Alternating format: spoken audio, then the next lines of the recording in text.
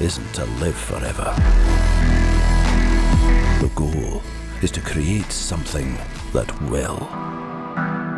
Welcome to Perspective, a podcast for wedding craves, where we sit down, often with special guests, and talk about our many years of experience in the wedding industry so that you can learn from us and grow your wedding business.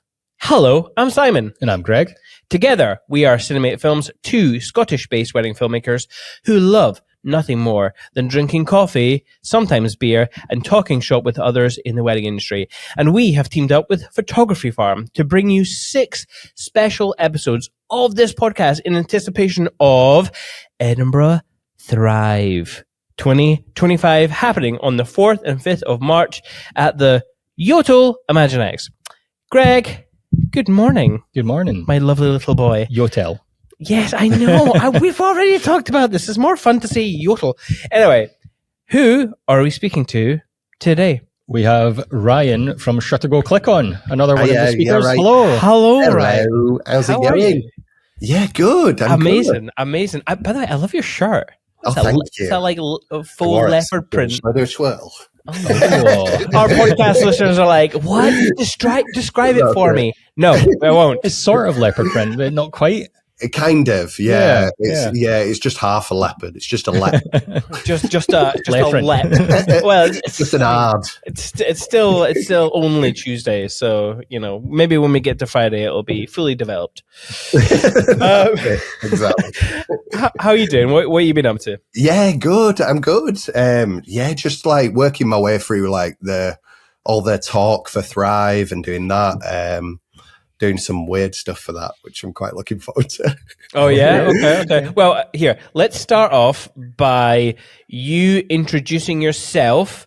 Who are you? What do you do? Just in case anyone out there hasn't seen your stuff before. Yeah, so, I'm Ryan from Shutter Go Click. I'm a wedding photographer based in Sheffield at the minute, but I am moving soon, which is kind of what I'm doing at the minute is just like, packing and stuff like that.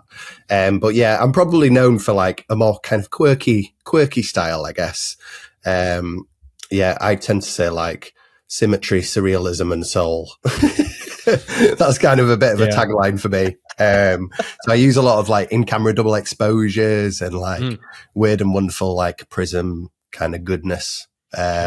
Yes. Another prism lover. I love it. Prism lover. I love a prism, I'm not going to lie. Yeah, that's it. Very cool, very cool. Right, so yeah, Thrive. Big talk coming up. Have you finished your talk? And if so, how are you feeling about it? So I've finished the talk side of it, but I'm currently filming a hip hop video. As you do. You do, yeah. I know everyone. I'd imagine everyone is like putting a lot of work into like how stuff looks on the screen and things, but instead, like I'm filming a weird rap video. Can you give us a verse? So. No. I'm going to post it to Instagram after Thrive, but I feel like the first viewing has to be at Thrive.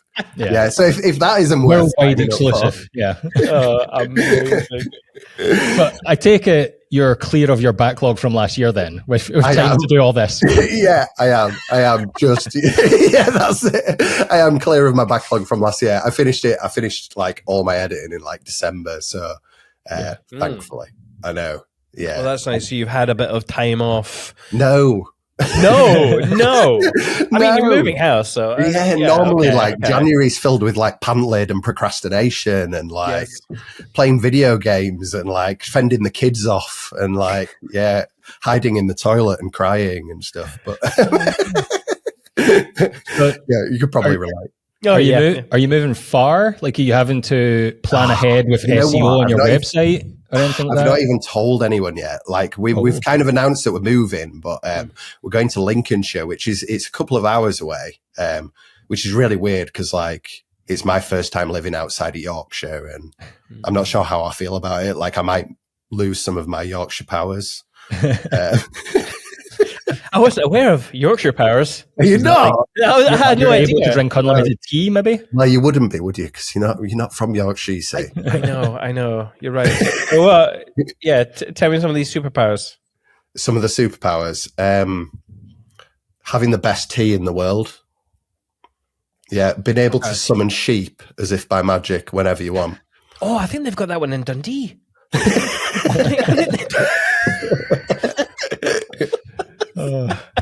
Oh dear. All right, so going back to Thrive. What are people going to be expecting from your day 2 then? Your day 2. What are you going to be doing? Day 2. So day two is kind of like the practical demonstration of what I go through on my talk. So it's my talk's called The Art of Normal, and it's basically about kind of my wife once said to me, she really likes the way I appreciate kind of the small things and like the normal things and kind of see like the beauty in that. So my day 2 is going to be kind of a walk around with photographers and like showing how I can kind of photograph and see beauty in like less conventionally attractive kind of situations. Like I'd rather be photographing by some bins or or like a dirty wall or whatever, compared to like purpose-built pagodas and like overused staircases and the places where the venue have like put up a construction for you to specifically shoot in. I'm like, no, I don't want to use it. So it's going to be a bit kind of looking at that and kind of showing people how to use prisms and how to use double exposures and stuff like that, and just a bit about like how I kind of see and how I walk around and how I use kind of shapes and symmetry and stuff like that.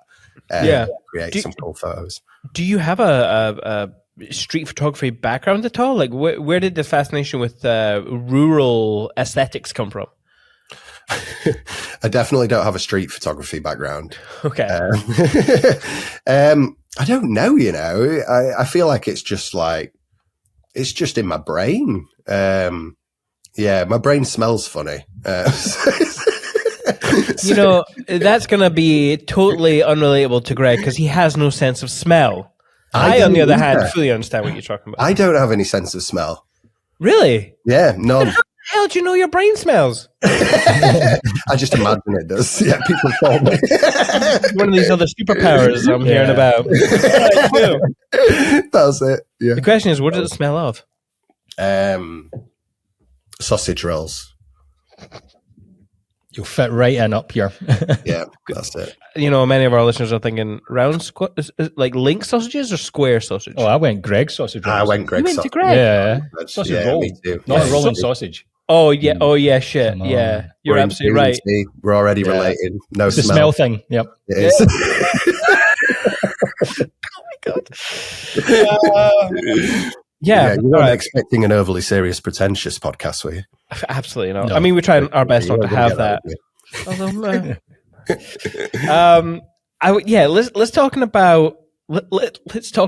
Let's talking about you building a business that reflects your personality. Because when I go on your website and when I see the images you create and the social media stuff that you create and the fact that you've got merch, I mean, there's not many other wedding photographers who have merch. So it looks cool, though, doesn't it? Yeah. No one has ever bought anything, Yeah. You know what? Saying that, actually, we've got merch. For the podcast. You want to buy some podcast mugs? you want to do a swap? Do you have mugs like this? I think I'm not going to lie. My missus, she makes jewelry for a living, so she sells stuff like online. Oh, okay. And she was like, you know what you need? You need some merch. And I was like, you know what? That sounds really good. Let's do that. So she set it all up for me. It looks really nice. Even I don't own any of my own merch. I'm that popular. Very cool. I mean, if you bring us one item of merch, we'll bring you one item of merch. Oh, and then we can do an exchange. Yeah, and then we can pretend that we've sold something. That's right. If you're listening out there thinking, "Oh, I want to check out Ryan's merch," yeah, absolutely check out his merch. Yeah. But don't buy his, buy ours. I'm just kidding. That's it. So all that leads into like, how did you go about forming this brand identity, which seems very true to you. How do you have the confidence to do that? How do you... You know, I feel like when I first started, so it was quite a long time ago, I guess, like in the wedding photographer world. I think it was like nearly 15 years ago when I first started. And I was in like, just the worst jobs, like call centers and just mind numbing, like just work. I've realized that I can't really work for anyone else. Like I think this job is the only one I've not been sacked from. That's only because I'd have to physically sack myself. So like when I first started, I wanted to create a job that, I absolutely loved to my core. Like I didn't want to kind of pretend to be something, that I wasn't, because I'd end up hating it. Like I want permission to drop the F-bomb on Facebook posts and no one even notice. I want to be able to absolutely have no kind of sense of shame when I'm in my underpants in a reel. I want to be able to create like really weird stuff and show it off because I absolutely love that. I wanted to kind of create work that I loved before anyone else. And because otherwise, what's the point? Like I might as well be back in that like soul draining 9 to 5, like absolutely hating my existence. So I wanted to make a job that like I could be passionate about and one that I could keep. So when I first started looking at wedding photography, it was really traditional then. Like there was a couple of people doing like funky stuff, like probably in America, like Sam Hurd and stuff like that. But I kind of found the work that I appreciated and kind of made it my own. And on hindsight, like I think it took me a while to go full time. I think if I'd have shot more traditional, and shot the stuff that didn't satisfy me creatively on a personal level, I'd have probably gone full time a lot quicker. But I probably wouldn't be doing that job now. Like I think from the get go, I've always shot the way I've shot. Like I've got better. Thankfully, I've not got worse. But I've always shot the way I've shot. I've always kind of stayed true to shooting what satisfies me creatively on a personal level, before anyone else. And I think that's really important to kind of, to love your life and to love your job. Because photography, like doing this it's more of a lifestyle than just a kind of 9 to 5. We're working constantly. You don't stop. I think it can go one way or the other, really, when you're self-employed, can't it? You can either do nothing. I'll play video games. Hey. Gonna get those trophies on your... Yeah, why am I not getting bookings? I don't know why I'm not... Well, you've not got a website, right? That kind of thing. Or like you can have the best work in the world, but like if you've not like putting something into the business, then you're not going to get anywhere. You've got to kind of find that balance. So when I first started anyway, like I shot the stuff that I loved. And like I have a thing for words. Like I'm quite obsessive compulsive. I'm probably undiagnosed in that regard. That's what everyone tells me. So like everything has to be like, just right kind of thing. But I write a lot. All the copy on my website and everything else is very me. It's not AI. AI wasn't invented when I wrote that copy. And then, so like naturally that kind of progressed. There was one year where I was quite open and honest on like Instagram. I made a social media post about like bookings been down because you see all these stories from people where they're like fully booked. Whatever. And you're like, no, you're not. You're just not. Like I've never ever said that I'm fully booked because like there's always just something that comes through, isn't there? Like so like I saw all these things and I was like, well, I'm not fully booked. Like bookings are really low this year. So I made kind of an open and honest Instagram post like bookings are shit. Like, what do I do kind of thing. And then after that, I kind of give myself a kick up the bum, and I started making these weird reels, which reflect kind of everything I love, like the craziness of weddings, but the craziness probably within my own brain. I guess are quite unique in a sense. So I started doing those, and I've absolutely loved it. Like it's kind of revitalized my love of social media, when it usually is kind of a figure of hate. Yeah. And for those listening, like that, like Ryan's approach isn't just like, oh, he posts stuff on social media. You have 3 videos on your, is it just 3? Well, you've got 3 in a row of those kind of vertical videos. Watch me first, watch me second, watch me third. So it's not like you just don't, I don't know. Like sometimes I feel like people separate their social media stuff in terms of like the video reels that they do. They separate it, even though it helps push their business. But you have completely embraced that style of video and even style of humor with everything on your website. So it's not like you're just doing that stuff over on social media. You are like, that is part of your brand. You have integrated that into your whole thing. Like the amount of times I get asked like, oh, what we really want to see is a BTS of you at a wedding. It's like, no, that's boring. I thought of doing one, like that train guy who loves trains. Yes. I thought of doing one like that just for the laugh.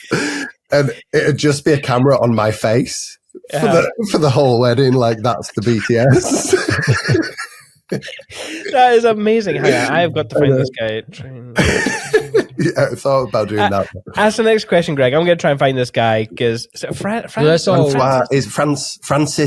but it's like French. Yeah. Okay, here he is. So that all sort of leads into like finding your perfect client and stuff quite often. And the whole sort of I fully booked thing, I totally get you, because I'm sure there was someone we spoke to at one point years ago, and they said, like, if you say you're fully booked, one person who's right for you might just go, oh, well, I'll not bother inquiring. And then you've lost them. But like, was there a turning point where you felt I can go all in this to get the clients I want and they'll resonate with me? It's hard, because like, I didn't create the videos just to get the people I want, because nothing's gone viral. Like, don't get me wrong. Like I'm not famous from my reels. I'm just still, just like the photography, just like the words on my website, I'm just still trying to craft something that resonates with me kind of creatively on a personal level. And if I happen to drag people in who want the photos, then that is like a bonus. It's not that like money doesn't matter. God, I've got to feed the kids. Yeah. Yeah, they're tired of going through bins. No, it's not true. But it's more like I want to create, like I want to have fun making those things. Like it's become intertwined with everything that is Shutter Go Click, like the work, the website, and like intertwined with like a social media presence. Yeah. What was like? I think one of the major things that people struggle with when it comes to, I'll say all social media content, but maybe TikTok, because I feel like there's a little bit more humility in it, but it's the fact that you kind of need to, you need to have like a constant flow of content. And I think people struggle with that idea of, that means I need to make a video every week. It's so hard. Yeah. Like, do you feel that way? Is that your approach? Or you just post videos whenever? I can't my missus, she's on point with social media. Like she's got like over 100K for a jewelry business and stuff. And like she will literally put out like TikToks left, right, and center. I've not done good on TikTok. I've only just started it. I literally had to do the dad thing and get Paige to like walk me through it, which I absolutely love. But if I really wanted engagement, I'd be doing that. I'd be putting out like a 30-second video every day. I can't keep videos under 30 seconds because I've just got all this word vomit that I want to put out there. Like I find it hard to keep it under a minute and a half. Like this hip hop video that I'm making. I was like, right. I'm in my mind. I was like, it's going to be a minute. I'm going to keep it to a minute. Like I have to keep it to a minute. And it's currently at like 3 minutes. And I'm like, no. Okay. Yeah, I can't cut anything out because like there's a full rap in there. Like you can't. I'm trying to think. I don't think I've ever seen any of your musical abilities coming through your. No, this is a new one. This is a first. Okay, so what's been your approach there? Like, how are you? So I don't want to ruin it, but right. Okay. I feel like it's not ruining it if I'm telling you guys. So I've actually made. Have you heard the song "Straight Outta Compton"? Yep. Yes. It's a recreation of that. And it's called Straight Outta Camera. Okay. Right. And I've created the beat and the song from the sounds that you'd hear at a wedding. So I'm playing bins with wooden spoons. Bins with wooden spoons. Yeah. Frequently heard at weddings. Absolutely. Yeah. Absolutely. It happens all the time. And then I've built up the beat with camera shutter sounds and stuff. Okay. And prisms, tinkling together, stuff like that. Yeah. What software are you using? I used GarageBand. Oh, spare no expense, the free software on the old Mac. Absolutely. Hey, don't knock free software. As a Premiere Pro user, I'm constantly told that I'm doing things wrong. It's shit, and I should go to DaVinci. And it's free. So I mean, it might be free. I'm just not going to learn another system. Yeah, I can't be bothered. CapCut for all my videos. I love it. To be fair, yeah. Let's talk about something that I see all over your stuff is we make art from love. What does that actually mean to you? Oh, it means everything to me, to be fair, but it's become kind of a little bit of a mantra on my website and throughout everything. But I think a lot of the time as wedding photographers in particular, we are bashed as sellouts to the wedding machine. We're not kind of classed as proper art. We're not classed as proper artists. But literally, if you look at the definition of art, it's basically creating something from nothing, and kind of applying your own personal creative perspective on that. And we do that.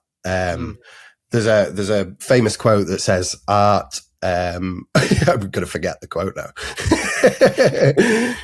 It basically says art is the kind of encapsulation of the human spirit. And what greater way is there to kind of describe what we do? The main kind of epicenter of human spirit, other than funerals, is and I ain't photographing funerals anytime soon, is weddings. And literally, as much as kind of, it sounds pretentious calling yourself an artist. I think a lot of people underplay what we do every day, to kind of bring those photos to love-struck humans. So we make art from love, is exactly what it sounds like. Yeah. Not me. I sold my soul to the commercial robot many years ago. I'm now a soulless husk of a man. You'll see in my films, ladies and gentlemen. I was having this conversation. We've had many conversations, but I always find it interesting how people describe their styles. Yeah. Documentary, editorial, reportage. Where reportage.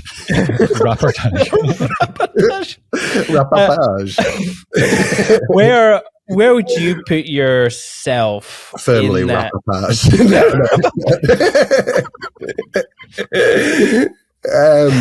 I'd say so it's hard because I know if someone else was looking at my work, they'd say it was quirky, artsy, a little bit weird and wonderful. But to be honest, like I'd say 80% of the pictures that I create are like more natural, kind of raw emotion, like candids, rapapage.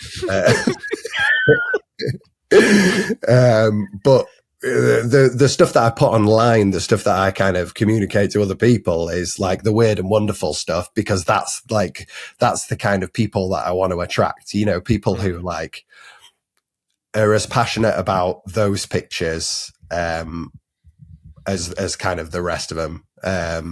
So yeah, so like I'd say my style, it's definitely like leans towards the more kind of artistic side. Everything's artistic. It depends how you look at it. Like just because I'm wangling a prism in front of a lens doesn't make it artistic. But I'd say yeah, it leans into the more kind of quirky side of things.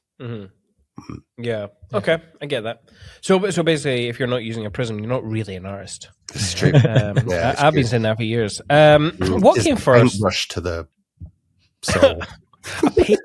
Have you ever created an image that you have felt, yes, that's definitely painting-esque? That is like a scene from a film. Have you ever created an image like that, or does your mind just not go that way? Yeah. Oh yeah, you have. You know what? If I don't do that every wedding, then I will go cry on the toilet. And you can see that on your TikTok videos. Are you crying on your toilet? I can't remember. You're definitely doom scrolling or something. I wonder then, and I suppose you could probably openly talk quite a lot about this. Probably is what came first? Your style of photography, and you thought, okay, that's going to be great with this kind of branding, or did the branding come first, or is everything just you distilled for other people to view in a nice way? What's your thoughts on? See, it all just happened like really fluidly. Like, see, the branding, I can't even say that it's evolved because it's always been really similar, apart from when you first start and you make your first logo out of like clip art or whatever.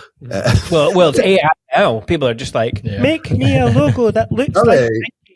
No, I'm not down with this robot technology. Skynet. No, that's another soulless husk of a software. of a thing. I use it all the time. I'm actually speaking to AI. I know it. But yeah, it was a really fluid thing. I feel like I've never not projected my brand as anything but who I am, kind of thing. It's never.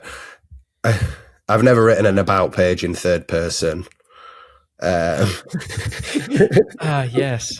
I haven't read. I absolutely love reading those, though, to be fair. You know, and it's like Ryan graduated from university, and you can just imagine the photographer writing it about themselves.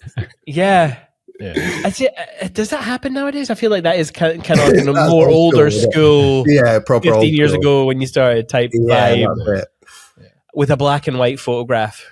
It's studio portrait. And they're in a suit, you know. I love it. Yeah. I love it. Do you have any influences then in terms of like this art that you consume that you feel like definitely translates to what you create? It's hard, you know. Like I don't particularly like look at. I'm not like reading through photo books all the time and like. You know, consuming wedding pictures all the time. I find like my biggest influence is just like everyday life, like spending time with my family when I'm not working, and like films and TV and stuff are like a big influence, you know, like I'd be rude if I didn't mention like Wes Anderson, like, is definitely a bit of an influence, like on some of my photos. But like creating videos wise, like there's all kinds of things in there, you know, like there's a little bit of Casey Neistat, there's a little bit of Van Neistat, there's a little bit of Wes Anderson, and then the rest is kind of reserved for the magic of my own noggin. But like consuming like art wise, it's just the art of everyday life. Like, you know, like you see something in the street, like I've got a skip on the drive at the minute because we've been throwing away all our old shit, and I love like the textures in it. Like I'm going to use that as like a backdrop at some point. It's like we're moving house soon, and I've just bought a drone actually, which I know you guys will appreciate. So I'm gonna crash it soon. Definitely. Finally found a reason to buy a drone, and like I'm gonna do like a goodbye house video, because like the house means a lot to me, because you know, like it's seen the birth of both our kids. It's you know, we've had some good times here, and it's just like, I don't know, just appreciating the normal things, and like just the art of everyday life. Like it can be such an inspiration where people think it's just like, oh, I must consume other people's wedding pictures constantly to like get some sort of like inspiration. But no, that's like a gateway to like Green-Eyed Monsters and Jealousville. We don't want that. Sometimes it's nice to kind of separate the two, and a break is quite often all you need to like go in and create like the best thing you've ever made. Yeah. I like the fact that like there doesn't seem to be a mastermind plan around like the social media and stuff, because it's not like, oh, if I do this goodbye house video, it'll be good for this reason or that.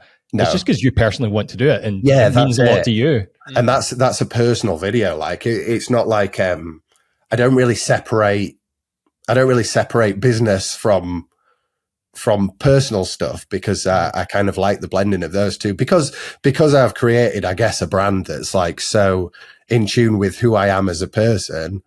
It's not like, oh God, this guy's just made a video about his house. Why is he putting that on his business page? People are like, yes, I want to see this dude's house.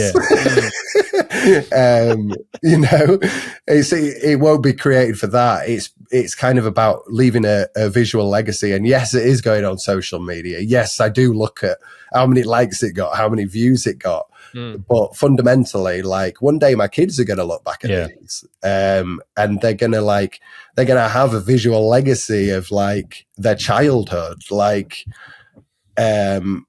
yes, for public consumption, which some would be like, but I don't care. Like, it's just, I'd rather put myself out there and like enjoy creating stuff and have almost like a way of like a way of cataloging, I guess, in some ways these like moments in life that mean something. Yeah. I like how you go kind of above and beyond what maybe a lot of creatives, such as ourselves, even go to show the meaning of that kind of visual heirloom. Because visual heirloom, wait, you said visual legacy, didn't you? You said a visual legacy. Yeah. Funnily enough, I'm actually editing a video. We're trying to redo the video on our homepage, and I've called it visual legacy, and I'm trying to pull on those notes. But I feel like it's very hard, and it's very hard to tell people what that actually means if you're only using words. And I think you do a great job of showing that with like by demonstrating how it feels to people. You know, you do put yourself out there a lot, and it comes from your words and your visuals and everything, and I'm not just reading it on a page on a website. I feel it because you've put it in video form a lot of the time. Yeah, and that's what it's all about, isn't it? Yeah, I think that's a very powerful tool in our arsenal as filmmakers, photographers, and it makes me think of that. And I've said this before. It's the cobbler's children have no shoes type vibe. It's like we have all these tools, and yes, it's very hard for us to put ourselves out there, and especially when we're looking at all the likes and stuff. But yeah, what parts of our business are we not doing for ourselves? Yeah, for sure. Yeah. And I think a lot of the time, like people, especially like wedding photographers who are, you know, in the middle of the grind to try and earn cash from something they enjoy, they forget like why they picked up a camera in the first place. You know, I mean, in my case, like I feel like it was just something to buy. You know, I came out of uni. I did film and TV production at uni. Okay. Oh, right, okay. Well, I know it sounds kind of related. All I did was smoke loads of weed and got in loads of debt. That sounds about right. Yeah. Like I came out of uni, I bought a camera, and I just started photographing everything. You know, like when you photograph swans or like daffodils, but you put it in black and white, or like a squirrel. Oh, yeah. You know, that kind of thing. Oh yeah. And then that's how I got into weddings, because a girl at my work at the time in the call center, I'd taken pictures of baboons at a zoo and put them online. She was like, "If you can make baboons look that good, imagine what you could do at my wedding." I've actually put this in a reel. People think it's just for the likes, but it's actually how I got started. Yeah. And she paid me like 200 quid. I bought a flash with that, and then I shot my first wedding. You're right. I was going to ask, that was your first wedding? Interesting. Yeah. Right off baboons. There you go, right people. Baboons. Yeah, there you go. We get into weddings in all sorts of ways, but I've never heard. I know. I'm friends with the baboon now. He comes around for tea. I've heard they're nice guys. It's just and girls. So with your background in TV and film production, and what Simon was saying there about the visual legacies and telling stuff through visual mediums, is that also part of the reason why you incorporate like older formats like Super 8 and 35mm into your stuff? Is that all connected? I guess so. I feel like that's more to do with like, doesn't it just give you the feels, like stuff like that? I mean, I'm not old enough to like have had all my family videos on Super 8. Like, like it'd be VHS for me. And I'm already like saying to Paige, like, I'm going to buy a VHS camera soon. Like, because I'd love to use those at weddings. But like, it just gives me the feels, like these, like, I don't know. There's something about like older formats that just, I hate the word timeless because there's no such thing. But they do kind of transcend time in a sense. Like, there's something in the, like that perfect imperfection, as it were, that really like speaks to me. And also part of the reason is like, I didn't just want to do like normal videos. I wanted to find something that kind of was relatable to my style of photography. And Super 8 was the one. Yeah. Have you had any issues with Super 8 or filming on older cameras, or film not being developed right, or anything like that? Give me a horror story. Give me it. Do you want a horror story? I want a horror story. Oh man, honestly, I know you've got one. Look at the beads of sweat. You're like, I don't. I can show it. No. So yes, I do. Hello, it's future Simon. We have to edit out this little story that Ryan told us. He told us a really fantastic story, one of the best stories I've ever heard. But he just texted me to say, "Can you edit that out?" And so I'm afraid I need to edit that out. Redacted. It's redacted. That's right. But I think if you buy him a drink at Thrive, he might tell you. He will absolutely tell you. Or you can buy him a Prism. How much are Prisms compared to drinks? Yeah. So that's the only time. But other than that, no, it's been all right. All right. Okay. Cool. Yeah. I know a lot of people out there are kind of scared of the expense and the viewed unreliability of such older cameras. I'd say always have a backup. Like I've just bought a Nitso for backup, which is I've not used it yet. I'm going to use it for Goodbye House. Yeah. How do you the pricing of it then? I'm assuming for that first one, it was maybe just let's try it and see. Yes, but I charged literally for the film. Yeah, charged literally for the film. So it was like, it's just one of those things, isn't it? Like you have to trial and error it until it kind of irons out. See it as like an extra to add on, and then once you're more comfortable with it, it's not like it was my first time ever shooting Super 8 either. Like I've used it for family videos for years. Okay. But I was like, right, I'm gonna bring it to weddings because I love it, and like, and they make me feel something. So at a wedding, like it's gonna be the same, isn't it? Yeah. But yeah, so this year, like quite a few people have added it on, and then I think I shot three full films last year. So yeah. 3 full films. What's a full film? Well, not a full film, like highlight films. Yeah. So they're like, I think I usually use three Super 8 cartridges per wedding. There might be a little bit at the end, which I just film on. Yeah. Okay. Do you have any, in terms of like your photography and film stuff, do the styles intersect at all, or what do you mean? Like color grading wise? I mean, obviously I know because I've seen your portfolio, but yeah. Color grading, like does your photography, the way that you color your images, is that at all a reflection on your films, or vice versa, or is there a style of film that you like to go to because it works well with the coloring of your images? So I use I don't color grade the footage from Super 8. Like it just looks nice as it is. But I'd say the color, like my colors anyway on my pictures, are just by nature just quite filmic. So I think they kind of relate to film pretty well. Like I shoot a lot of like 35mm as well, but I've kept that for family stuff. Like I thought about bringing it into weddings, but if someone books Super 8 normal photography and 35mm, I'm going to look like that that war photographer with all the cameras. All the cameras. I just start like, my brain is so busy like trying to just process like what I'm having for tea tonight. Like I couldn't compute like using three formats. A lot of people do, like more power to them, but I don't think I'm built for that.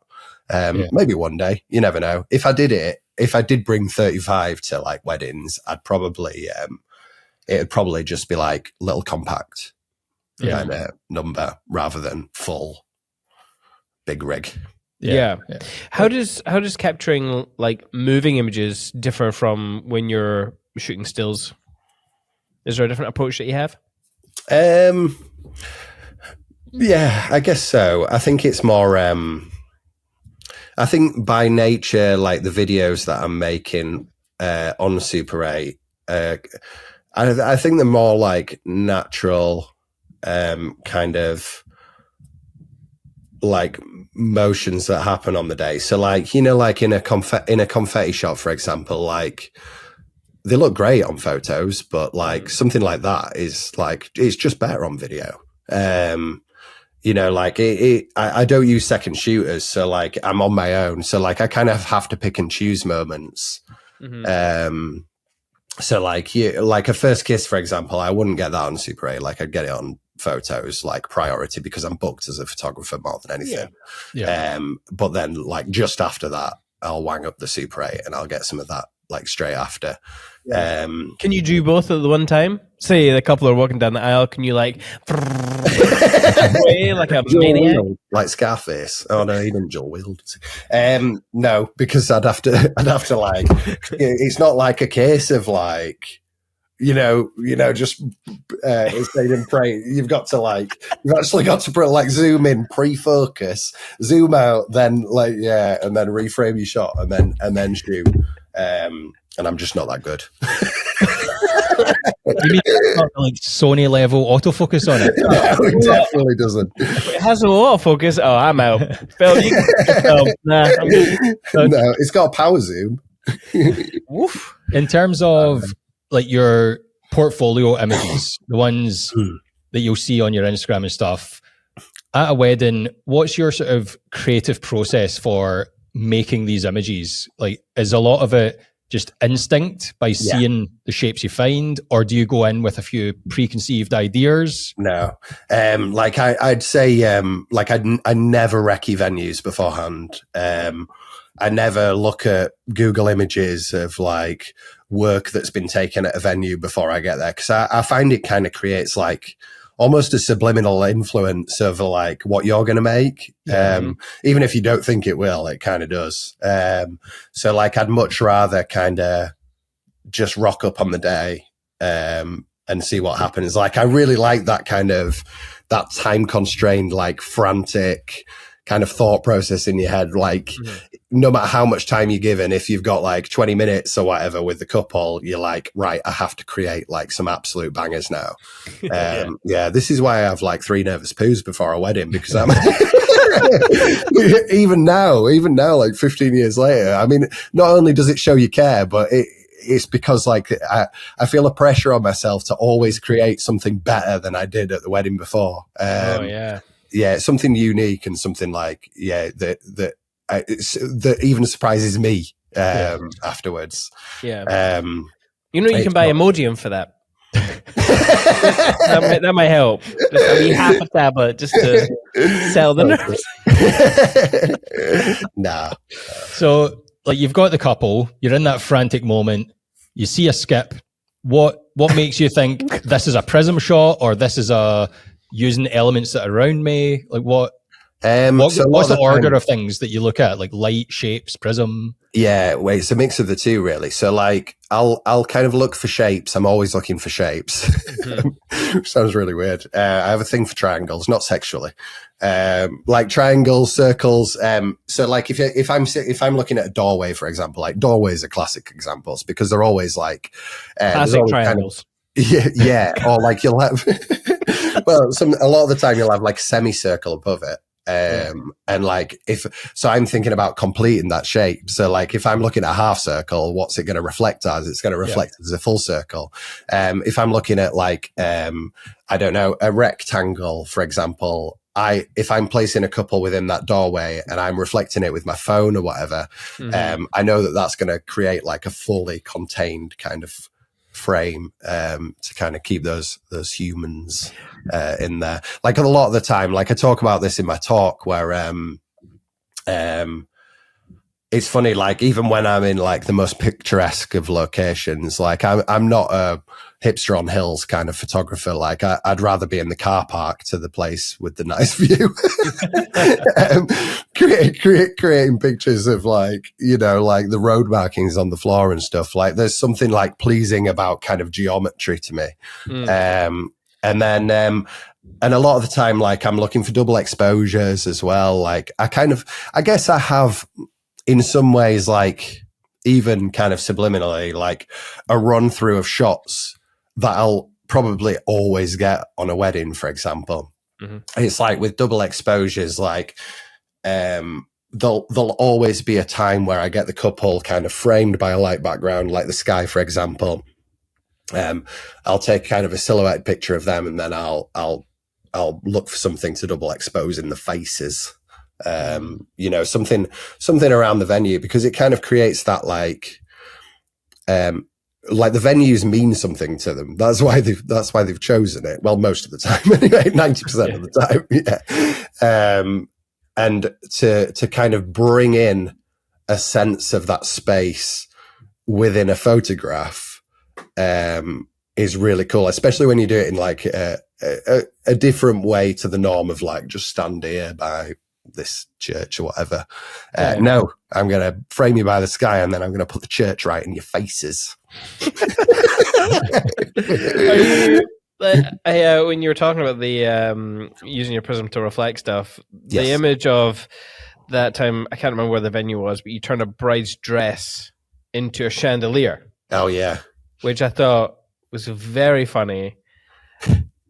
And I'm sure your couples come to you for that eye, but like, how did you Did you just happen to have your prism out and then there's a thing above your head, or did you know that shape is going to make a cool image to be a reflection of her dress? I didn't know that it'd make a dress. Okay. But I knew that I was going to prism the chandelier.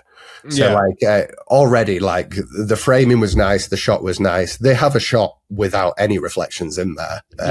It's not like I'm just like, let's prism this, give you some weird shit, and then like let's move on to the next one. It's like, like I'm shooting around that scene. So like there will be ones where they're laughing, they're kissing. Like people are always like, why do they look so miserable at the wedding? It's like, well, that's you've literally seen 10 out of like 1,000 pictures that I've delivered where the rest of them are laughing and having a good time because they're the ones that speak to me. But where they were like situated, I was like, that chandelier is going to look awesome reflected. I actually thought it would go the opposite way. Rather than dress, but as soon as like I saw it in the camera, I was like, yes, I'm a genius. And I suppose like let's talk about your gear in your bag, because I think a lot of photographers have that fear of they need to, like, when they have just the couple, they need to create so many images, and so they go from location to location to location to location, and they've scouted out all these different like backdrops, and then they create the same image in the different backdrops. And that can be quite frustrating when you're working with someone like that, because you kind of just want to say you don't need to drag them around all these places because they have a party to get to, and you're spending a lot of time setting stuff up, and it's the same shot.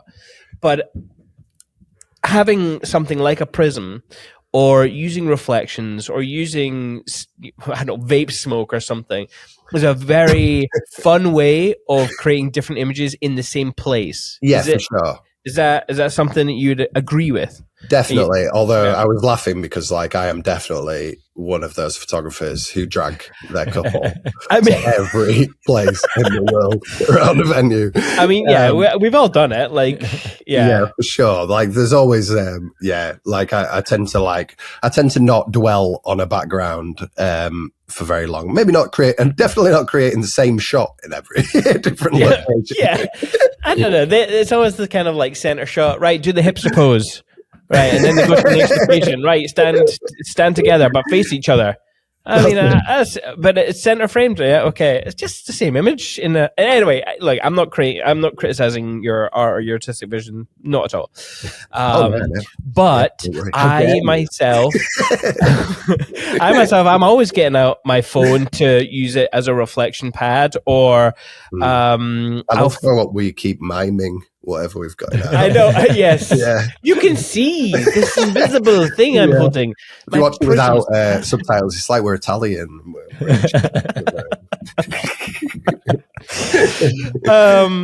But yeah, so tell us what's in your bag, because it might inspire others to buy a prism or think about things differently, or camera wise, or just bits and bobs wise. Let's start camera wise and lens, and then we'll move on.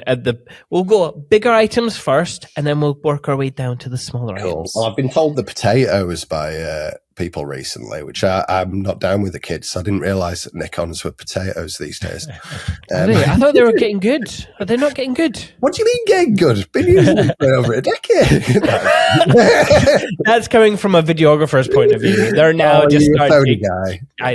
No, I don't trust anything that makes microwaves. And no.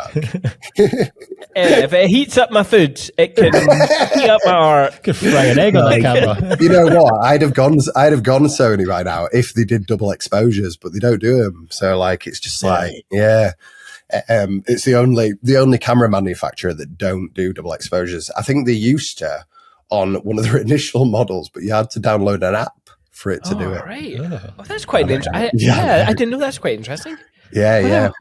So yeah, I use a Z6 III. I've literally just got that. I use a ZF as well, and I have to be honest, like the ZF's amazing. Which is like, it's the little one, that kind of looks like an old FM3A or an old Nikon FM.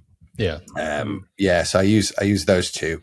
I've always used Nikon. To be honest, like I've only just recently gone mirrorless in like the last like year or two. I was using like two D750s for years, but literally like I wore them to the ground. Like my dials were falling off. I had like masking tape over them. And there was a point where like, you know, like where a guest would see him and like, there's always like an Uncle Knobhead at a wedding with a camera that's better than mine. And I was just like, right, I need to bring out the big guns now. I wish I'd have done it sooner as well, because mirrorless is so much better. It is. It actually is. Who knew, eh?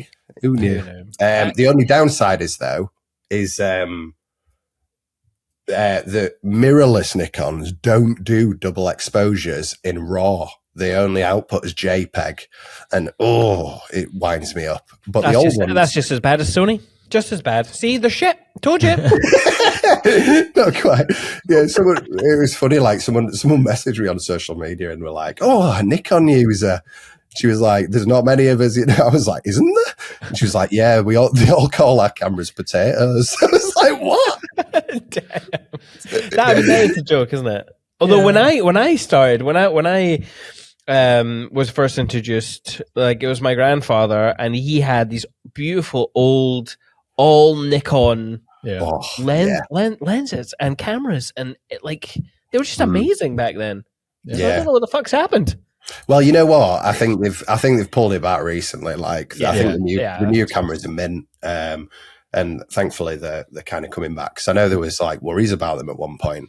You know, going under and stuff, which is weird. But I think the thing is like they're all bloody the same. The cameras, like I could probably use a Canon just the same. At least they output double exposures as RAW.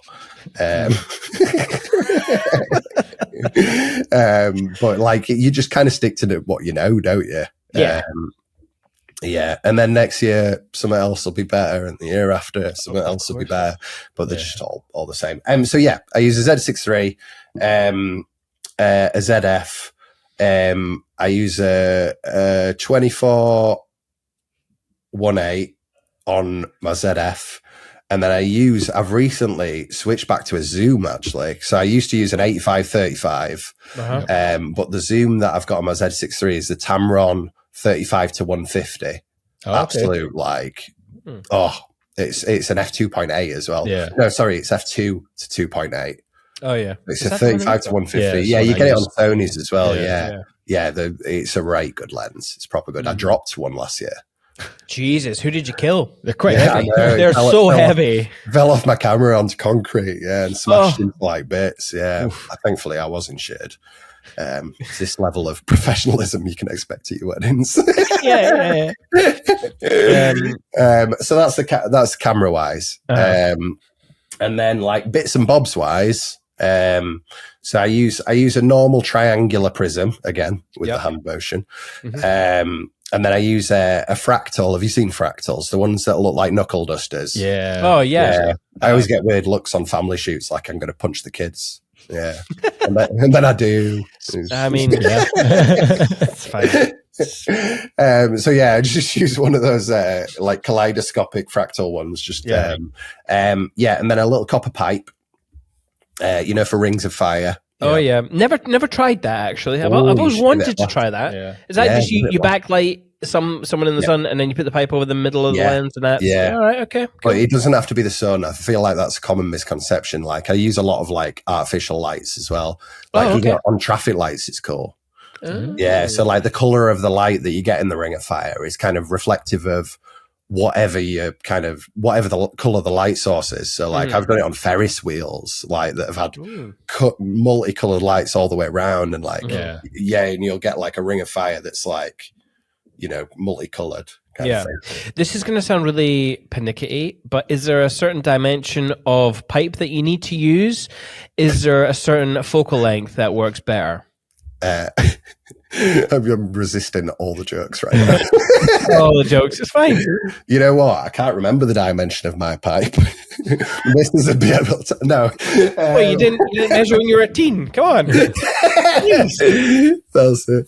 I don't know, how big mine is. I'll have to measure it for you. I'm so sorry, listeners. Yeah, in fact, you know what? I've got it on my because I just bought. They're called copper pipe couplings. Mm-hmm.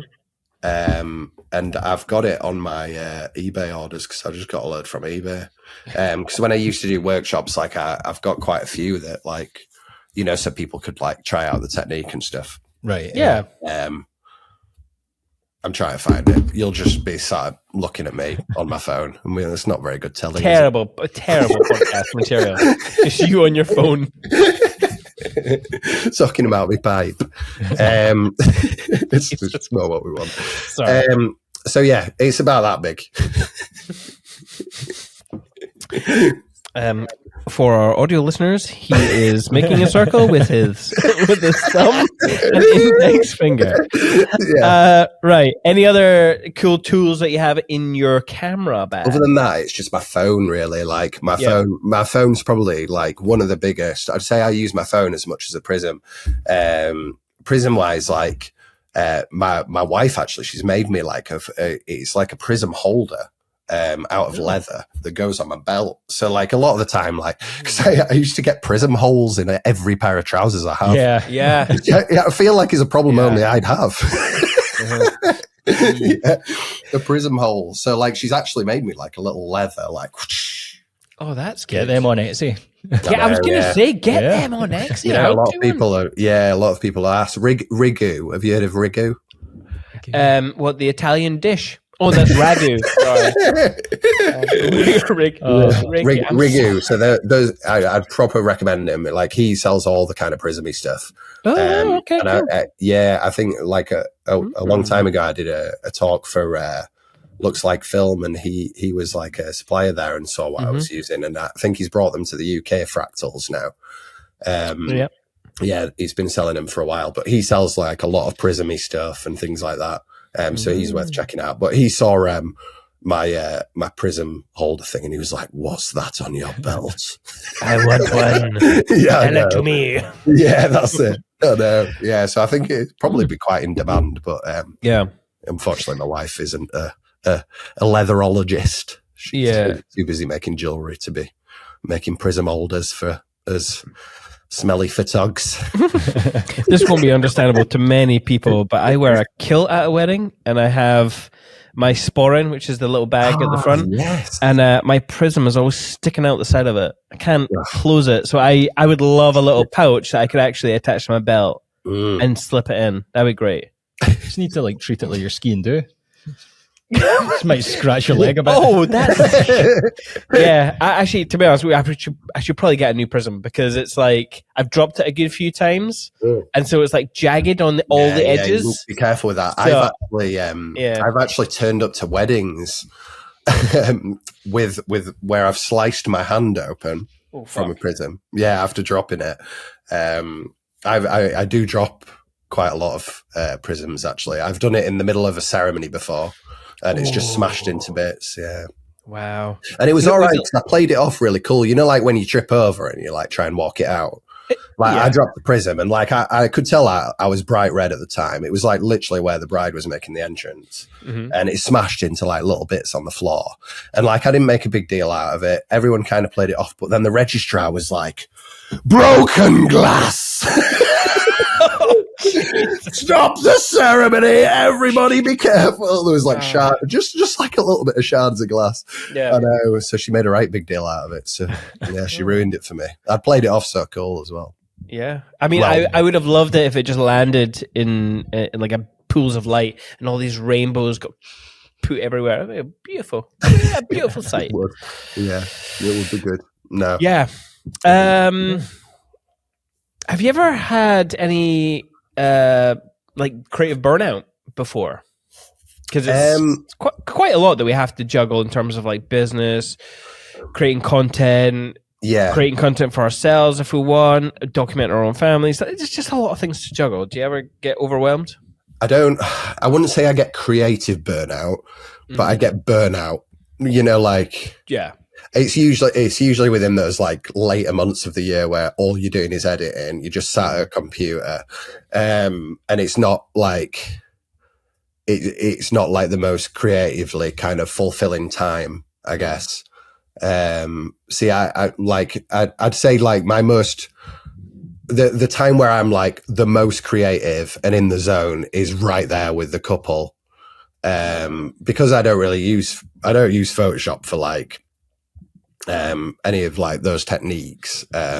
It's not kind of like, other than kind of colors and removing the odd fire exit and dog turd.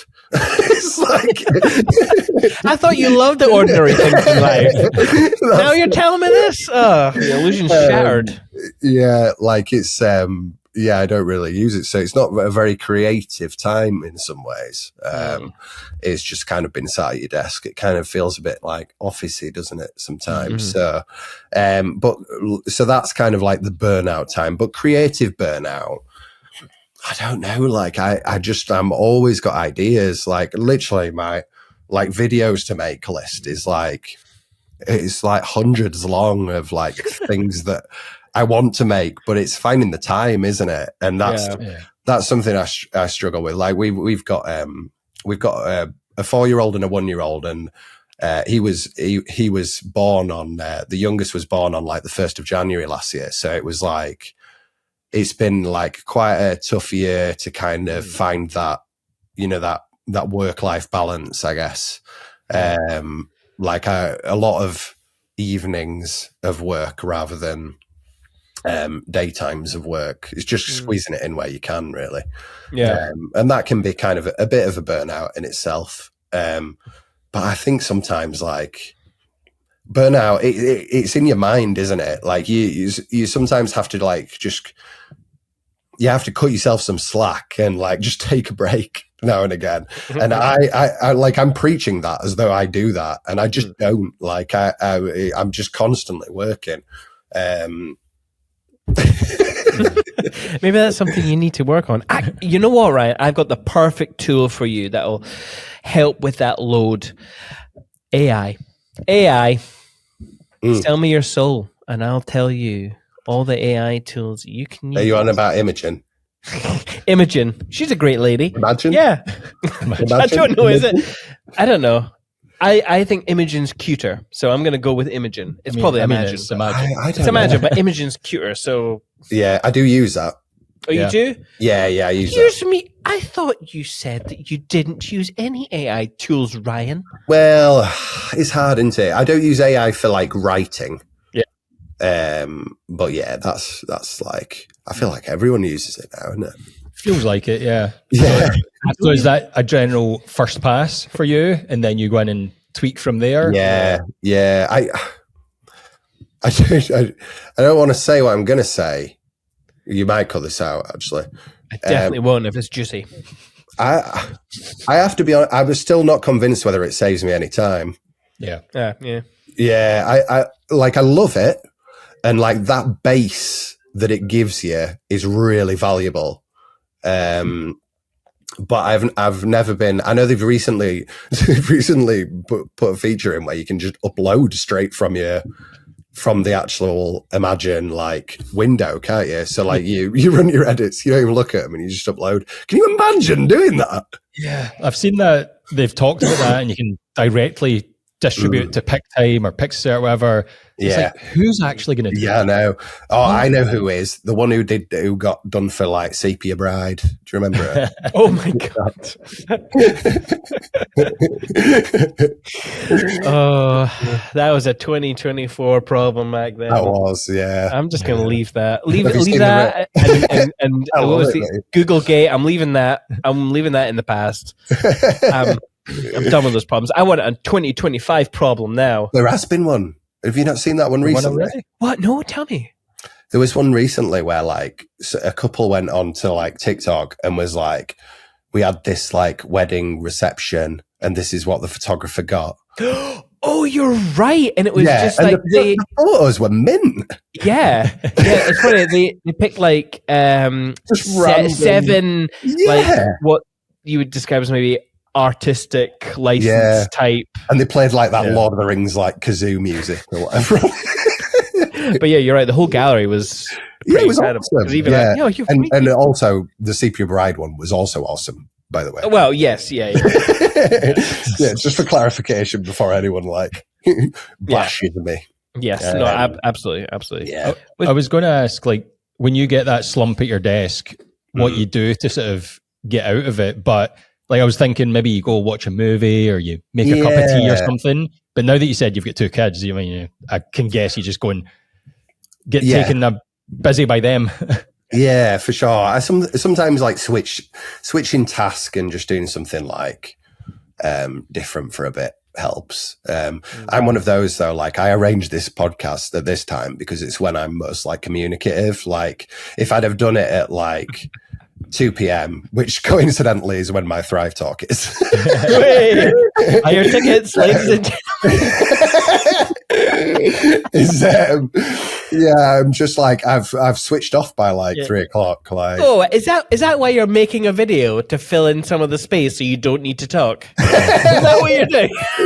Just pre-recording the talk, and there are several little videos in my talk, but I feel like there had to be. Yeah, it's not a very serious talk, as you can probably imagine. It's quite funny. Yeah. Well, I mean, to be honest, that's probably a good time for that sort of talk because it can be quite intense. You're sitting in the morning, you're thinking, oh, I'm getting hungry. You have some food, and then you're thinking, oh, sit down, and you get quite tired after you've eaten. I think that's at 2, right? Is that the first one after you're sitting there waiting for the big hitter to come on at 2 p.m. And that's exactly what it is. You need that big jolt of you need a hip hop video in your life. That's it. It's like today, like I'm like burnout wise, like today, like straight after I've got off from you, like I'm literally gonna go film myself playing the bins. Great. And that's literally my job today. Yeah, that's pretty cool. Yeah, that is pretty cool. I will admit, I'm not going to be playing any bins. You could. Need some bins in your life. Is that right? Maybe that is what I'm going to do. After you can video me hitting some bins. Yeah, love it. What do we need to cover now, Greg? Chantel? Chantel. Let's get some. We're a bit early for Chantel. No, it's fine. You've got like 5. I do. All right, so show and tell is where I go through all your images, every single one of them, right? Oh, show and tell. I thought you said Chantel. I did. I did say Chantel. All right. Chantel. Who's Chantel? She's my favorite Rapapa photographer. Okay, so like I said, I've gone through some of not all of your images, but a good whack of them from Instagram, from your website. Can't remember where, and I want to talk about them and hear your thoughts and the behind the scenes or get any mindset things. You can see this image? I can. Okay, cool. So the reason I picked this image, one, as many of the listeners know, I love pushing people into bushes. It's one of my favorite things to do. If I walk away and I don't have a bush shot, I am very disappointed with myself and with life. Yeah.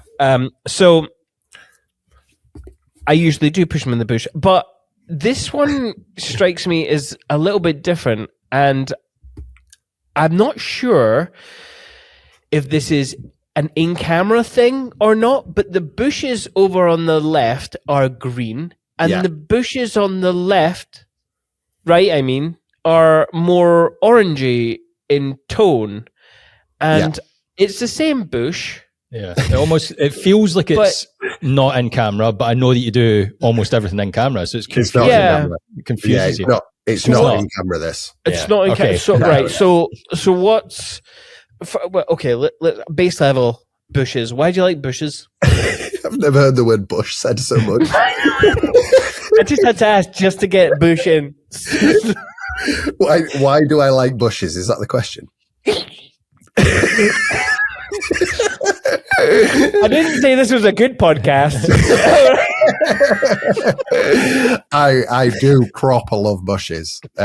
So with this one, like a lot of the time, like when I'm creating like portraits of a couple, like as much as like I'll get them all loved up, like I really love like a separation between them. Mainly because like it shows them as kind of individuals. Like you look at them within the frame as individuals as well as that. So with this one, even though I said I don't do anything really in Photoshop, this was actually done in Photoshop. So so on the right side is like a graduated filter in Photoshop, deselecting the person and then changing the coloration of the background. But I quite like that because, like, again, it lends to kind of the showing the couple as individuals, because you've got kind of like almost like a summer scene and an autumn scene like next to each other. Yeah, and green and orange or green and red are like opposites on the color wheel as well, so they're complementary colors. Indeed. I mean, I thought it was a post process, but my thought, in fact, actually, now that I'm paying more attention on the big screen, the bush does, like, there's a little bit of bush behind this person's hair, and it is green. Not that you'd be able to tell that at all, but there's a very slight coloration there. But what you're saying is I've done it wrong. You've missed a bit. It's what it sounds like. Yeah. Oh God. I suppose that is technically what I've just said. I do apologize.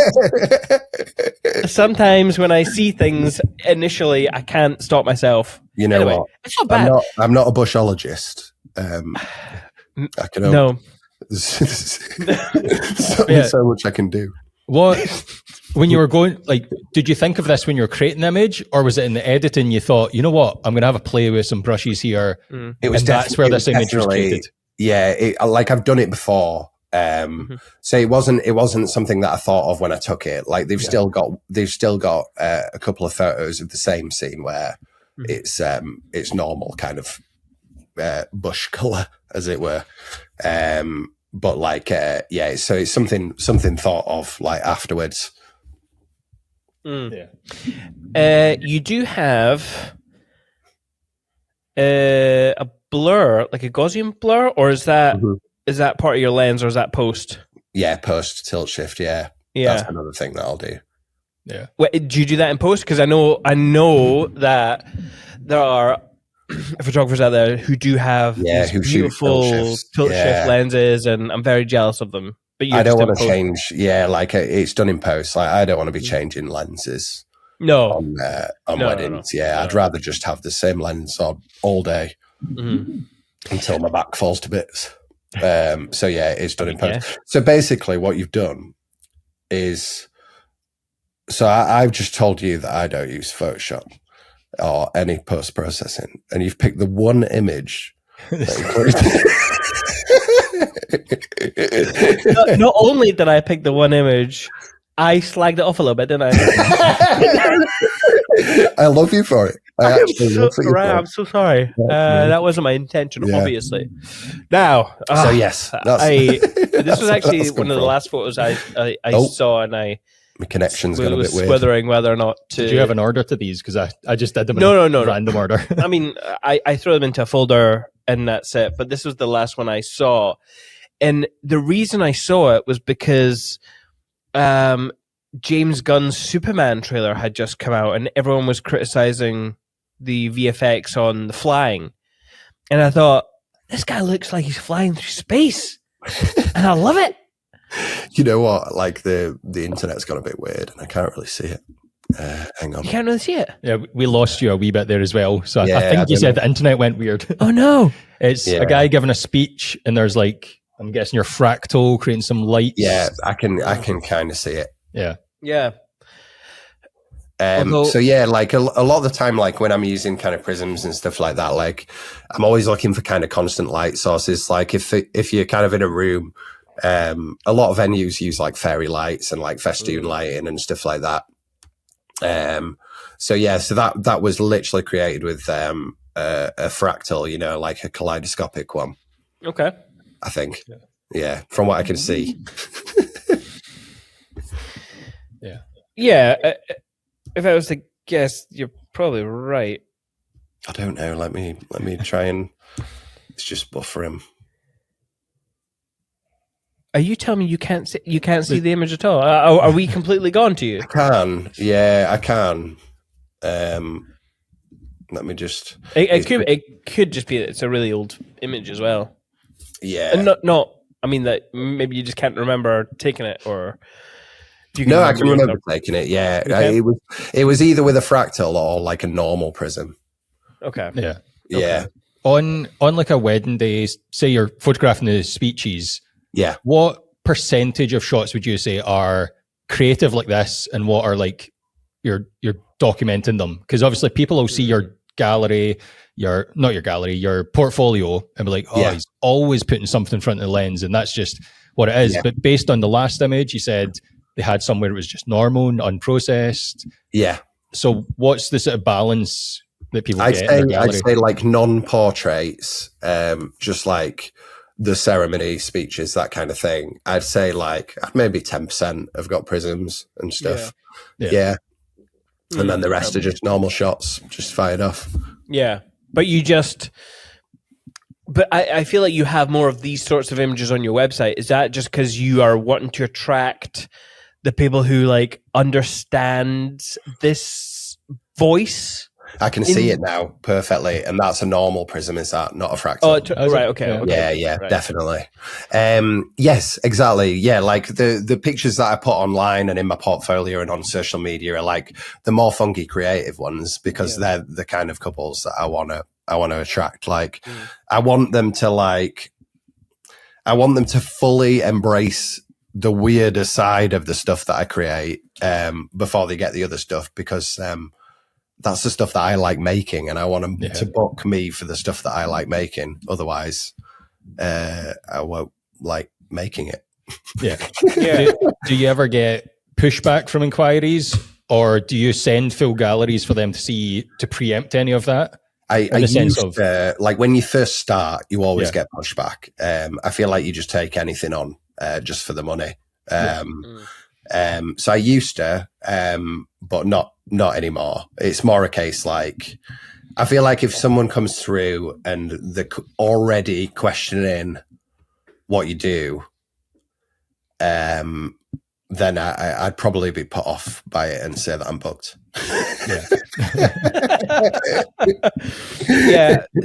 Quite often we talk about ideal clients, which I can understand the idea of like getting people that you want to work with. I don't know how every time I say ideal client, it feels kind of icky to me. Like, yeah, it does, because there is no ideal client for me. Like, I talk about this in my talk. Like, I don't want to keep using my talks, otherwise I'll have no one to talk about. We don't care about your talk. We just want to see this hip hop video. Get on those drums right now, Ryan. But I talk about this. Like, there is no ideal couple. Like, like I don't care who you are. I basically say I don't care who you are or what your wedding looks like. Like, I don't care. Like, it's like in that video. I don't care if you drive a Harley Davidson or you're getting a lift from David Harley's mom. Like, I love that video. Yeah, like I don't care like how alternative you are, how many tattoos you are, whether you're bearded and throw like the ring sign or whatever it is. Like I just want you to like be passionate about like my photos, what we're going to create together, and just have the best time ever. And those are the people that I want. Like, not like dependent on appearance and what your music tastes are. Like, I couldn't give a shit. Like, I just want nice people who are happy to make nice things. Yeah. Maybe it just needs to be flipped on its head. It's not ideal client, it's ideal photographer. It's true. Does that make sense? It makes sense in my head. I don't know if it makes sense to everybody else. Yeah, for sure. I mean times when I'd refer like other photographers to other people. Yeah. I don't know about you guys, but it usually has the adverse effect. You know, like when you're like, maybe you'd be better off with someone. They're like, no, I want you now. You're playing hard to get. Yeah. I'll always remember there was a time when we had a couple and during the shoot, she apologized for her wedding because it wasn't like outdoor Scottish enough. It was like in a city of Lothian, and I felt so disappointed in myself that I hadn't conveyed that message to our client. And I felt like, no, like I'm having the best time here. I have the best time at weddings. You know, especially if people have put in people put in a lot of work at their weddings. And we get a lot of people who put their personal, when I see personal spin in a wedding, I just feel like people have got it and they've understood. So if you put in a personal spin on a celebration that you want to have as part of your story in life, and you're thinking, I'm judging you for that in a bad way, I didn't do my job right. Yeah. So I always feel disappointed in myself. That's it. Like, I mean, you shouldn't, because like it's obviously like just in their like mentality, I guess. But I get that as well. Like, you know, like people like apologizing because the wedding's not cool enough or whatever. And like, I just don't care. Like they've made like a day about them. It's not about me. Like, as much as I wear jazzy shirts and like make penis jokes all day and get in everyone's faces, like it's not about me. It's about them having like the best time possible, and wanting some like really funky interpretation of what happened on the day for me. Yeah. What is your fascination with drawing penises, by the way? With I don't know. It just looks good in videos. It's funny, isn't it? It's nothing funnier than a willy. That is very true.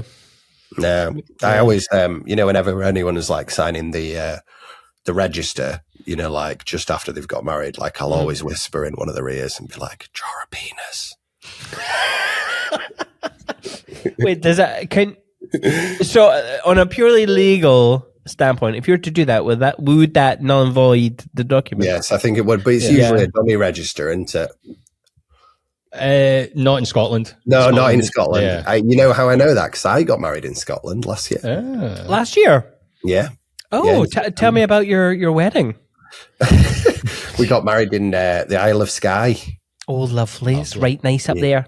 Yeah, it's proper nice, yeah. On a bridge. And there was only like 30 people there. Nice. And then we just had a party in like the month after in Sheffield. Very cool. Yeah. Who was your photographer? It was David Ruff. David Ruff. Yeah. Oh yeah, have you heard of him? Yeah, he's been on the podcast early on actually when we used to share an office with us as well. Yeah. He's sharing office with you. He used to. We have a co-working space, and he used to be a member. He's another Prism user, isn't he?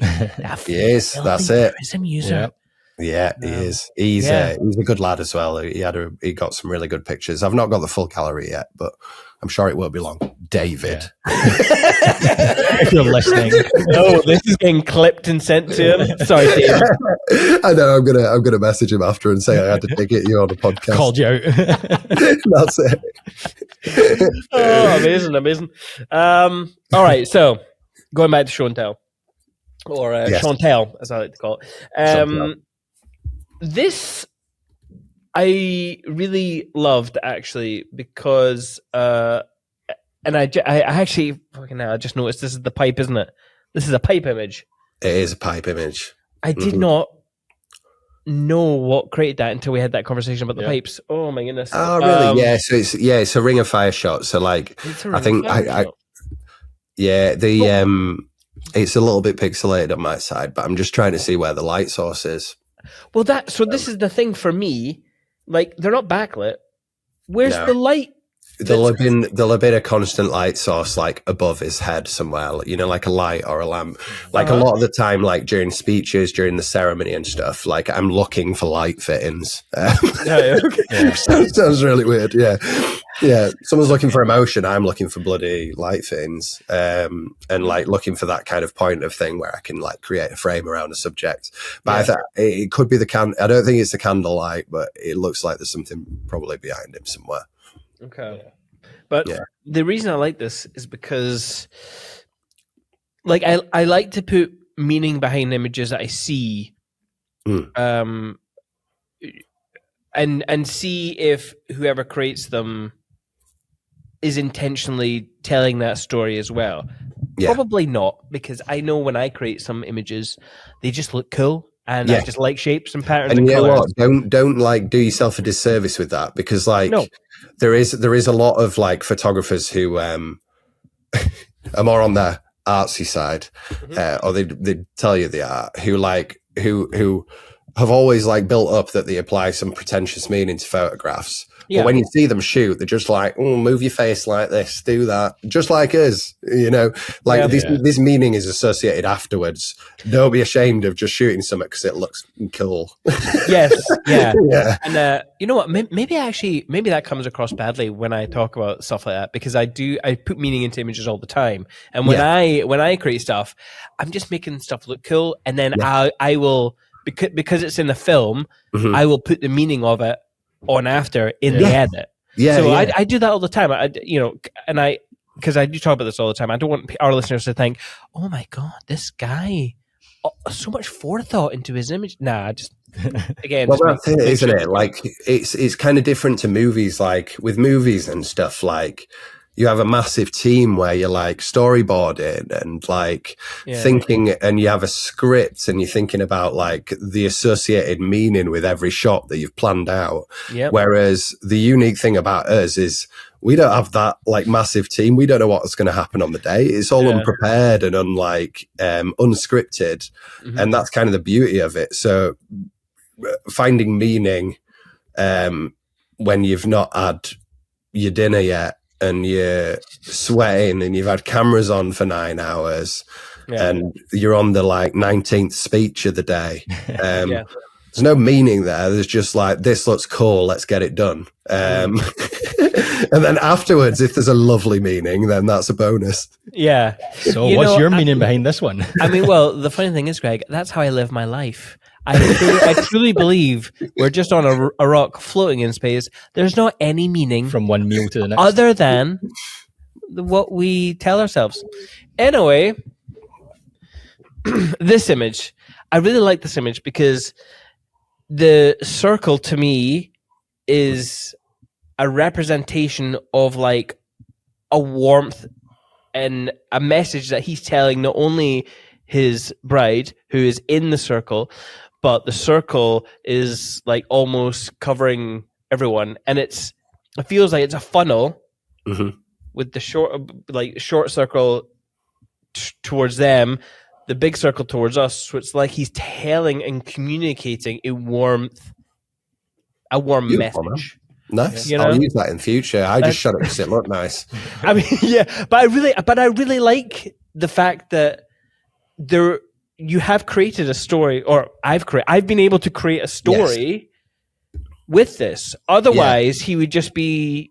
I mean, it would be a very nice image, just with you'd maybe see the background more and be like, oh, what the dog's there, and I mean, maybe you'd have a different appreciation for the image if it didn't have that. Isn't that like art though? Like you associate your own meaning to stuff. Like as much as like you go in an art gallery and you see something, there's always a little plaque next to it, like it's a black dot and it's like, this is representative of my soul on a Monday evening. And it's like, really, is it?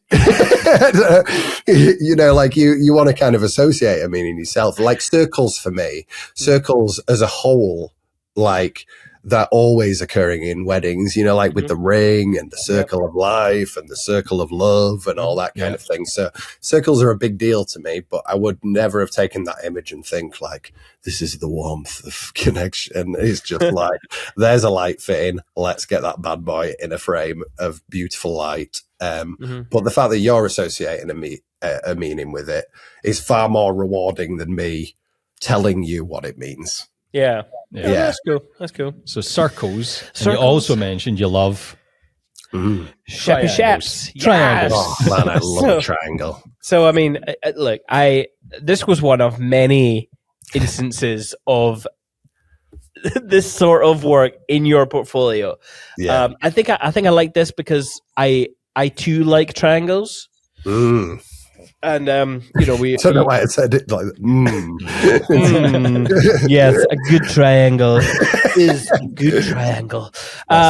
Yeah, I really like this image. Those, like, when you're doing elopements and stuff, and there's trees and nature and stuff, that is really beautiful. But it is really hard, and I can see why you're maybe attracted to cityscapes and stuff like that, or urbanness of a scene, because you don't get these harsh lines in nature. No. And I really actually like the fact that, okay, there's a couple of buildings with some straight lines, right? But the majority of what I'm seeing here is these big bushes and trees, but it's cut. Right, with these really harsh lines, and I actually really like that about this image in particular, and the fact that you've balanced. You've obviously you're a prism connoisseur. You know how to work a prism. Look at this, perfect. Thank you. It's hard to get horizon with a prism because you're like having to dangle it and finesse. Well, you know what? Angles. I think that was a great job. It's a phone reflection. Is that one? Oh, is it? Yeah, definitely. So I think like prisms are kind of a softer edge reflection when you want to do like. Are you sure? Because I can see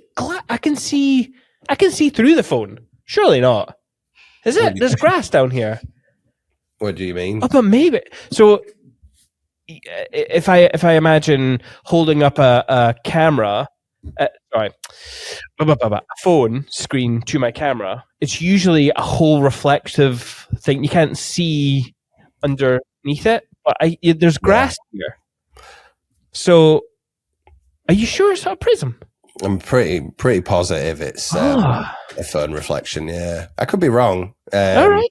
But if I could see it really clearly, I could. I know. Yeah. Sorry. Yeah. You're looking at it through a screen on a screen.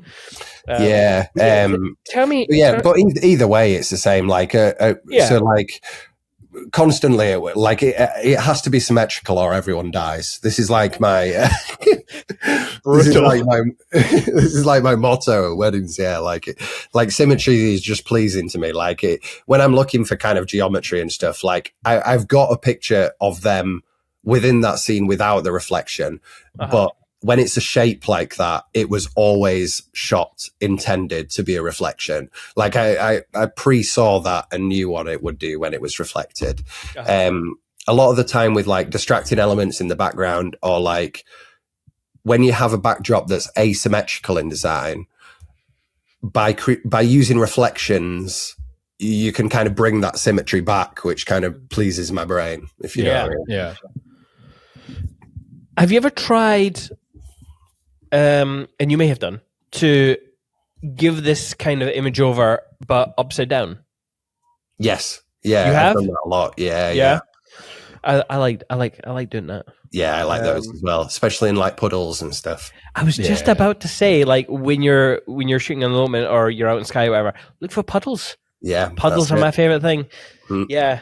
So you were talking about looking for plug sockets. I look for reflections. Whenever I go into a room, I'm like mirror, glass, puddle. That's When I go into a room, I look for puddles. Looking for reflections all the time. So like symmetry is a really big thing within my work. Like it's like I mentioned, being kind of obsessive compulsive. And that is it's definitely a part of it. How long, so obviously you've got an image in mind when you see a building like this. How long does it take for you to frame something like this? A minute. Like it's like instant. Cool. Yeah. Very cool. Sometimes it's longer. Like sometimes you can the key is not to be afraid to experiment. Like sometimes I'll be taking a shot and I'll be like, oh, this is shit. Like I'll tell the couple, like, or I'll say like, this will either be the best picture of your wedding or like one that I'll reject when I'm going through like cutting down your wedding. Sometimes it can be like that, but like because I can get away with that because I've hyped the couple into like seeing all this creative work, and seeing the kind of like the weird videos and the madness that sometimes goes into that work. Yeah. You know, like I've got a contact form on my website, and it's got like options like, where did you find me? Like, and there's like Google, Facebook, or I stare through your windows in the cold dead of night. Or it's got like, you know, like I've got a multiple choice question on there, like what kind of animal would you be? And there's 5 options that say Pomeranian. It's a forced question as well. They have to answer that. You know, like I'm constantly like setting people up to see the weirdness and the craziness that goes into these photos that gives me the license at the time to say this photo might be shit. Like I'm treating your wedding like an experiment. That's a Phil Waristi quote, is that? So I won't steal his thing. But I really liked what he said, because the kind of like the message behind it is kind of like I can really relate to that. It's not that it's an experiment, but like I want to push the boundaries of the craft to create something that like that might be different to what even they've seen. And most of the time they're like really responsive to that. Like, they're like, yes, we're going to have an image that he's never done or whatever. Yeah. And as like, as you say, a license that you've got to do that, because they know deep down that the base level of gallery is going to be a really good gallery and you're going to deliver great wedding photos. Yes. It's just these really creative ones that might be a hit or miss. Yeah, for sure. And like, I think you asked earlier, but I didn't answer. But like, like I'll show people full galleries. You know, if someone's, it's really rare now, but like if someone inquires for a venue that I've shot at before, I'll send them a full gallery link. That's usually like kind of a default process. But like, if someone's like, oh, we really, really love like your creative side of the pictures, but like my family also want groups and like, you know, things like that, I can be like, oh, like this is just a small percentage of how I'd actually cover your day. Here's like a full gallery link kind of thing. Still shoot for the mums. Oh, the mum pleaser. Absolutely. I mean, if I had a photograph of that, I would definitely, that would be one that I would print off. Yeah. But yeah, so we need toilets there. Yep. Okay, so yeah, it's one of the best places to shoot a venue. The toilet. Ironically, people, my most fun I've ever had was shooting in a woman's bathroom. Nice. Now, if you were to clip that out and put it online, that would make me sound like an awful person. But here, what was the venue? Glen Eagles. It was Glen Eagles. It was Glen Eagles. So quite a fancy place, which made it probably even more fun actually going into the women's bathroom. But I had convinced a photographer, Caroline, to come in because I can't just go in. I'm a man. I'm a cis white man. I can't go into the women's bathroom without an accompaniment with a camera as well. With a camera, yeah. But I just, I just knew what it looked like inside, and I had a very quick conversation with Caroline and be like, "We have to get them in here. I really want them in here." It. And we walked away. We got both couples in there.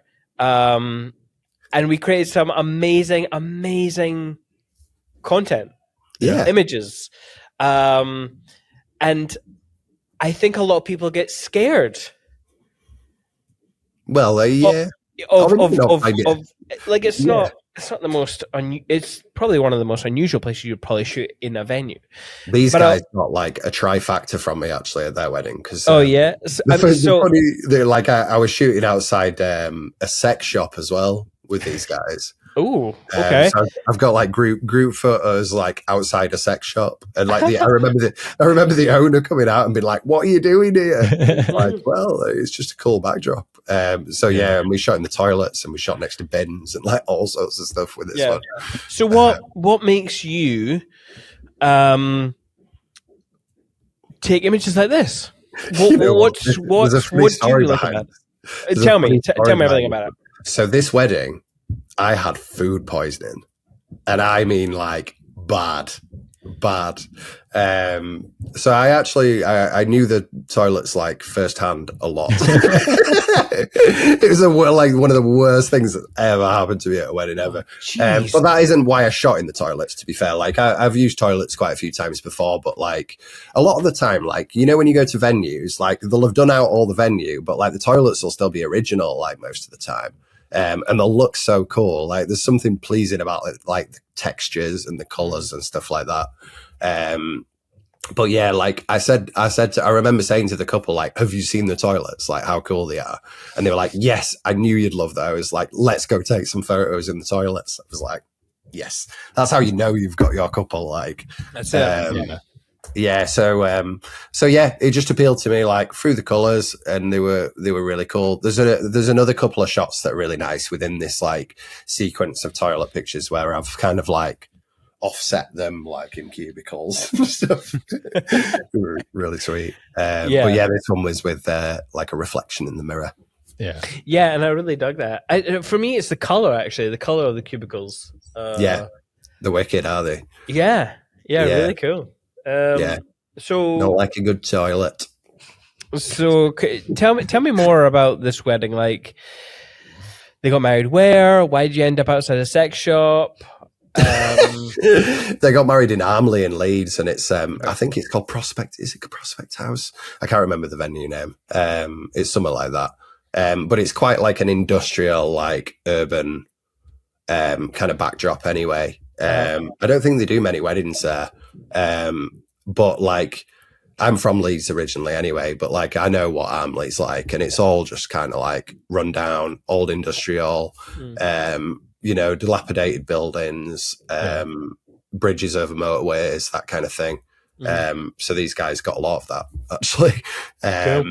So yeah, it was just walking around like that. That's like, it's a perfect wedding for me. Is that like, just when it's like, just, yeah, because I know that like,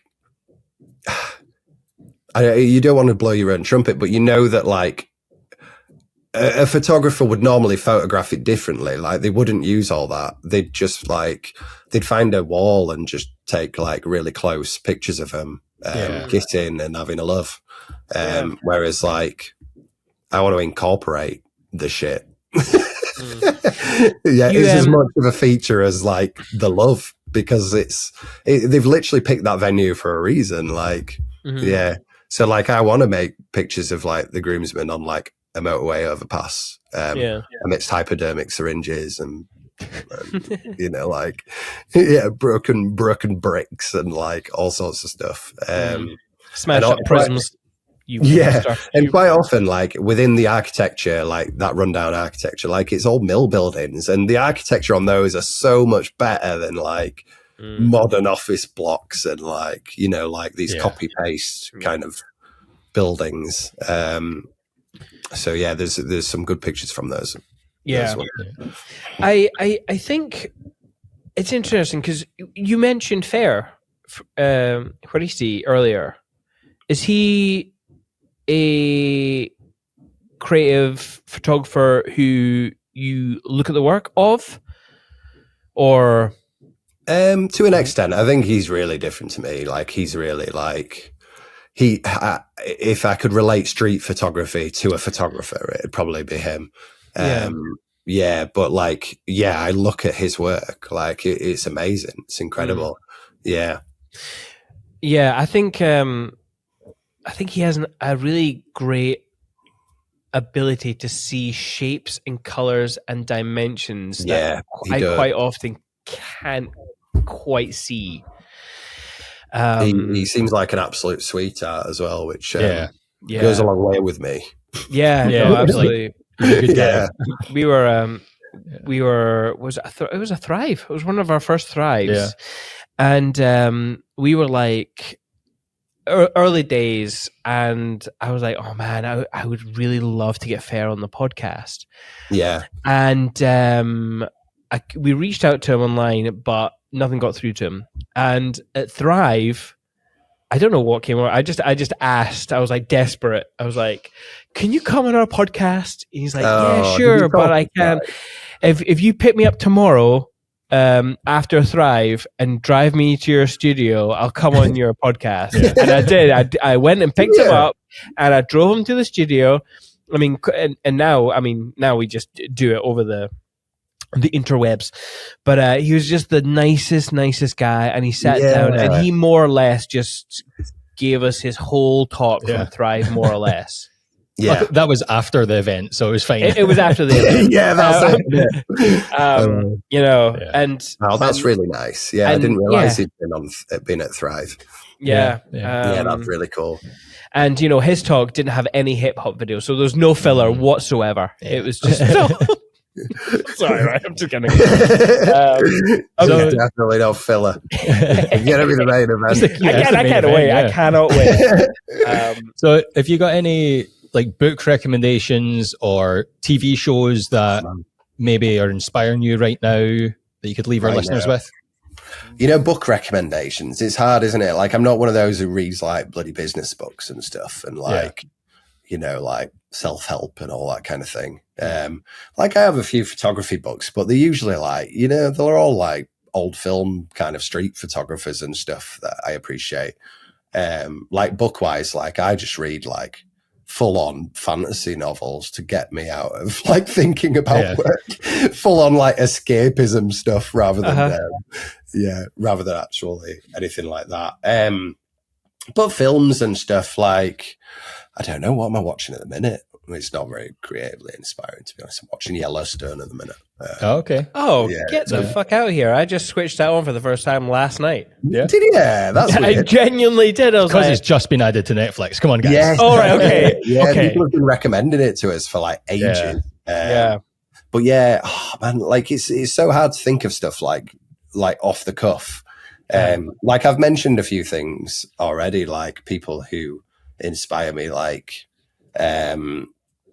you know, like Wes Anderson, which is just, it just feels really generic saying that, but he's awesome. Like the symmetry and stuff like that. Like wedding photographers, I don't know. It's not that I don't look at them and like appreciate what they do and like proper respect like the work that's gone before me, because like nothing's original, nothing I make's like purely original. It's all been inspired by and made probably off the back of someone else, just like they'll have done it off the back of someone else. But the key is like making it your own, isn't it? Yep, absolutely. And that's like the main thing. But yeah, programs wise, I don't know. Like I watch a lot of YouTube. I was getting that vibe when you mentioned Casey Neistat. I was like, oh, yeah. Hello. He's been around for a bit. Have you watched his brother's stuff, Van Neistat? Some of it, not a lot of it. He's incredible. Yeah, it's really cool. Yeah, I've always appreciated that kind of like short form, like creative video, like people doing something in a space that isn't really it's not really fit for that space, if you know what I mean. Like you'd look at some of that, like their work, and be like, well, "This is on YouTube," like kind of thing. Which is always something like you strive to create. It's like with my videos, like not that I'm putting myself on the same bar, but like I'm still trying to put like a triangle shape inside a square hole and making weird shit that's probably not translatable to Instagram at all. But I'm having fun doing it, and that's kind of the key. Yeah. Is there any other YouTuber that you'd recommend? Oh man, like honestly, like I'm just a major geek, so I'm just watching like Warhammer stuff and like and the odd photography channel and like and like Chris Ramsey and like talking about UFOs and like so I'd love to come out on here and be like, oh man, I'm really into David Lynch. That's all I watch. R.I.P. Absolute legend. I know.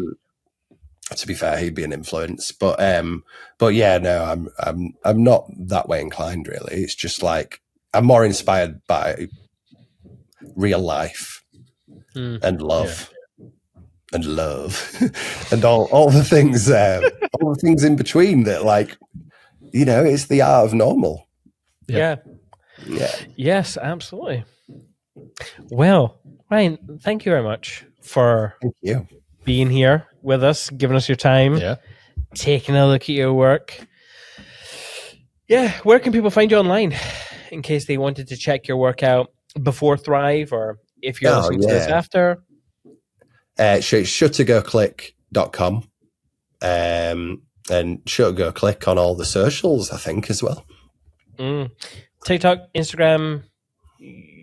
Yeah. You don't have a YouTube, do you? No, I started one. Oh, did you? I started one. I started putting shorts up. And like a lot of people have been like, oh, you should put your longer form videos on YouTube. But it bothers me that they're in portrait rather than a landscape.